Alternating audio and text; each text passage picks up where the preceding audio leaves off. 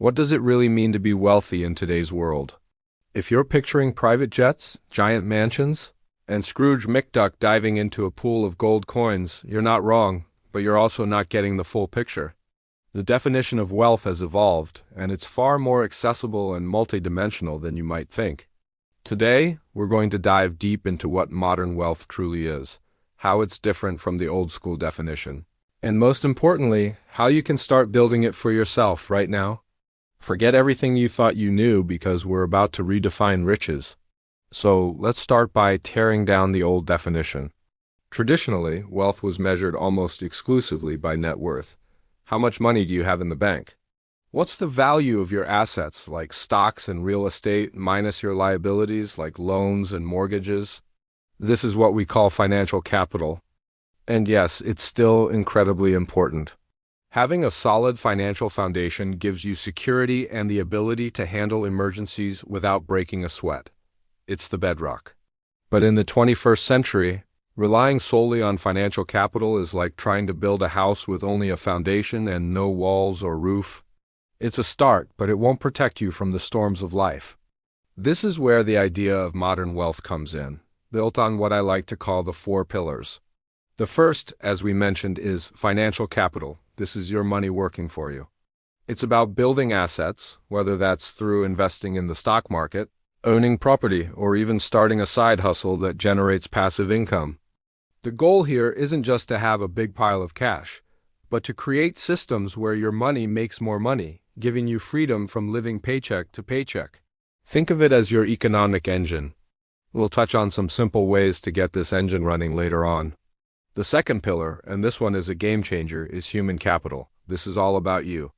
It's your skills, your knowledge, your health, and your mindset. In a rapidly changing world, what you know and what you can do are your greatest assets. Are you constantly learning new skills? Are you taking care of your physical and mental health so you have the energy to pursue your goals? Human capital is the fuel for your economic engine. You can have all the money in the world, but without the health to enjoy it or the knowledge to manage it, it's worthless. Investing in yourself through courses, books, exercise, and mindfulness is one of the highest return investments you can ever make. Next up, we have the third pillar, social capital. Humans are social creatures. Our connections, our network, and our relationships are a huge part of our wealth. This isn't about networking in that cringy, transactional way. It's about building genuine relationships with people who support you, inspire you, and open doors for you. Think about it. Your best job opportunities often come from someone you know. Your greatest emotional support comes from friends and family. Your business might thrive because of a loyal community. This network is a safety net and a launch pad all in one. Nurturing your social capital means giving as much as you get, being a good friend, a reliable colleague, and an active member of your community. Finally, the fourth pillar of modern wealth is time capital. This is arguably the most precious of all because it's the one resource you can never get back. Modern wealth isn't about working yourself to the bone for 40 years to retire and finally enjoy life. It's about having the freedom and flexibility to choose how you spend your time right now. It's about autonomy. This is where the other 3 pillars come together. Your financial capital can buy you time by creating passive income. Your human capital, your skills, can allow you to command a higher income for less time or work remotely. Your social capital can provide support systems that free up your time.